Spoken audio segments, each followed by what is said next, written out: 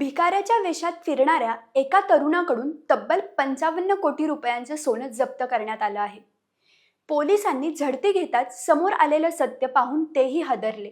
नेमकं काय आहे हे प्रकरण? चला पाहूया. पण त्याआधी सत्ता मंच या यूट्यूब चॅनलला सबस्क्राईब करा आणि इन्स्टा पेजला फॉलो करायला विसरू नका. आसाममधील गुवाहाटी येथे पोलिसांनी सांगलीच्या एका तरुणाकडून तब्बल 37 किलो 24 कॅरेट सोनं, ज्याची किंमत सुमारे 55 कोटी रुपये आहे, ते जप्त केलं आहे. अक्षय बनसोडे असं या तरुणाचं नाव असून गुप्त माहितीच्या आधारे पोलिसांनी त्याला ताब्यात घेतलं.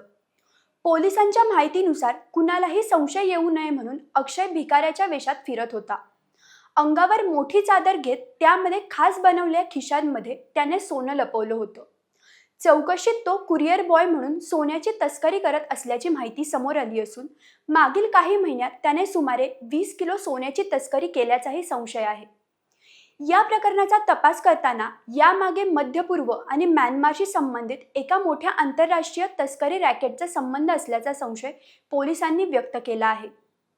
मुंबई, दिल्ली, कोलकाता आणि बँगलोर या शहरांशीही या रॅकेटचं कनेक्शन असल्याची माहिती समोर आली आहे. सध्या पोलिसांनी अक्षय बनसोडेला ताब्यात घेतलं असून या संपूर्ण रॅकेटचा तपास सुरू आहे.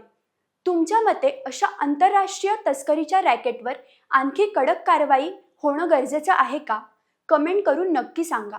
आणि अशाच नाविन्यपूर्ण माहितीसाठी सत्ता मंच या यूट्यूब चॅनलला सबस्क्राईब करा आणि इन्स्टा पेजला फॉलो करायला विसरू नका.